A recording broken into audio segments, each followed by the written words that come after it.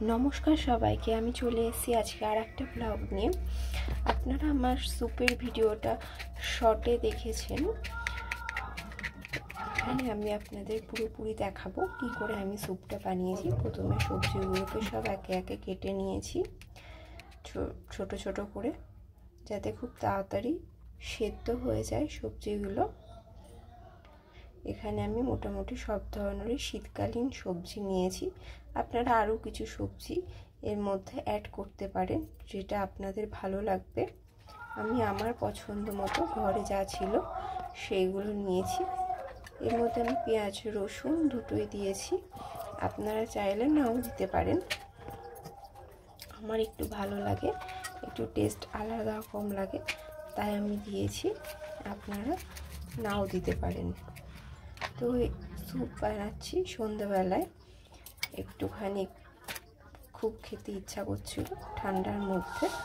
সবজিগুলো সব কাটা হয়ে গেছে, তাই আমি এখানে বাটিতে জল নিয়ে সবজিগুলো সব বয়েল করতে বসিয়ে দিয়েছি।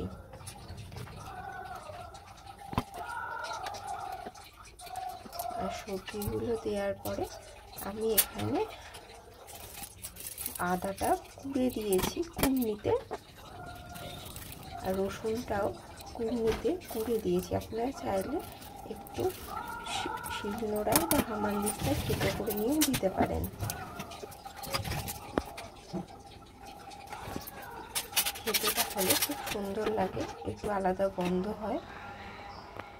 এই যে স্যুপটা ফুটে গেছে, লাস্টে ধনেপাতা ছড়িয়ে দিলাম। আপনারা চাইলে নাও দিতে পারেন ধনেপাতা, কিন্তু আমার স্পেশালি ধনেপাতার গন্ধটা খুব ভালো লাগে, তাই জন্য আমি ধনেপাতা দিয়েছি।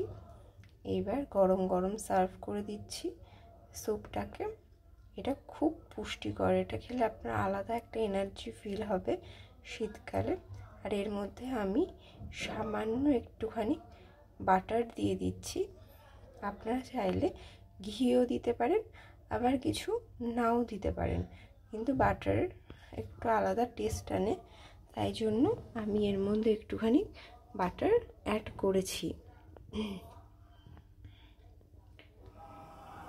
সেদিনকে শরীরটা খুব ম্যাচ করছিল, তাই একটু স্যুপ বানিয়েছিলাম সবার জন্য। এবার আমি শুরু করেছি ইস্ত্রি এবং জামা কাপড় প্যাকিং করা, কারণ আমি যেতে চলেছি একটা জায়গায়। আপনাদের খুব শিগগিরই বলবো আমি কোথায় যাচ্ছি।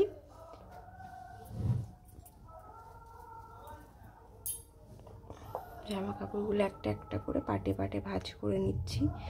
খুব তাড়াতাড়ি আমাকে প্যাকিংটা সেরে ফেলতে হবে, কারণ পরের দিন সকালেই আমাদের 2:30 ট্রেন, কৃষ্ণনগর থেকে ট্রেন ধরবো, তাই ঝটপট ইস্ত্রি সেরে ফেলছি।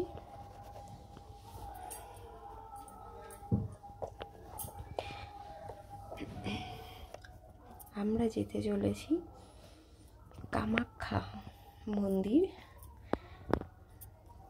ট্রেন ধরছি কৃষ্ণনগর থেকে। এই যে আমার সব প্যাকিং কমপ্লিট হয়ে গেছে, এবার বাস সব নেওয়া কমপ্লিট। এবার আমি শুধু, অনেক রাত হয়ে গেছে, এবার শুয়ে পড়তে হবে। তাহলে আজকে এইটুকুই।